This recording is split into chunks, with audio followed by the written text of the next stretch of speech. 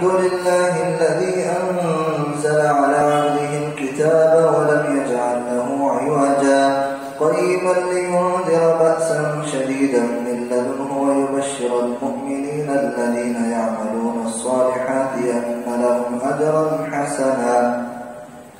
ماكثين فيه أبدا وينذر الذين قالوا اتخذ الله ولدا ما لهم به من علم ولا لآبائهم كبرت كلمة تخرج من أفواههم إن يقولون إلا كذبا فلعلك باخع نفسك على آثارهم إن لم يؤمنوا بهذا الحديث أسفا إنا جعلنا ما على الأرض زينة لها لنبلوهم أيهم أحسن عملا وإنا لجاعلون ما عليها صعيدا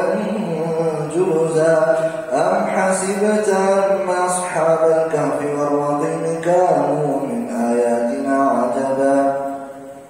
إذ أوى الفتية إلى الكهف فقالوا ربنا آتنا من لدنك رحمة وهيئ لنا من أمرنا رشدا فضربنا على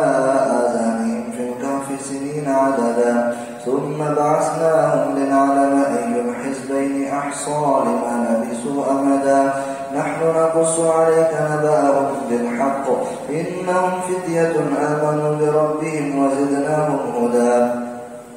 وربطنا على قلوبهم إذ قاموا فقالوا ربنا رب السماوات والأرض لن ندعو من دونه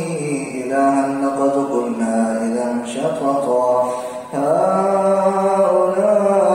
قوم اتخذوا من دونه آلهة لولا يأتون عليهم بسلطان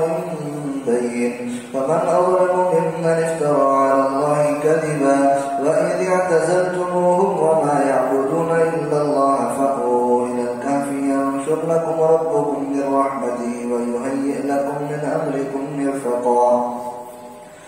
وترى الشمس إذا طلعت تزاور عن كهفهم ذات اليمين وإذا غربت تقرضهم ذات الشمال وهم في فجوة منه ذلك من آيات الله من يهد الله فهو المهتد ومن يضلل فلن تجد له وليا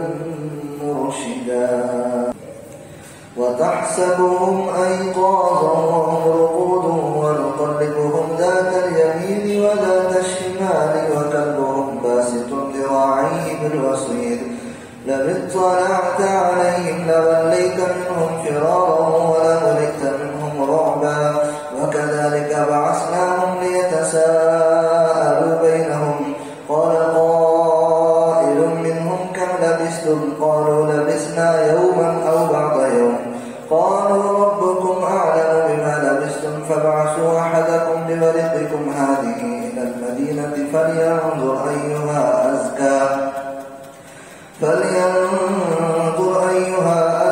طعاما فليأتكم برزق منه وليتلطف ولا يشعرن بكم أحدا إنهم إن يظهروا عليكم يرجموكم أو يعيدوكم في ملتهم ولن تفلحوا إذا أبدا وكذلك أعسرنا عليهم ليعلموا أن وعد الله حق وأن الساعة لا ريب فيها إذ يتنازعون بينهم أمرهم فقالوا بنوا عليهم بنيانا ربهم أعلم بهم قال الذين غلبوا على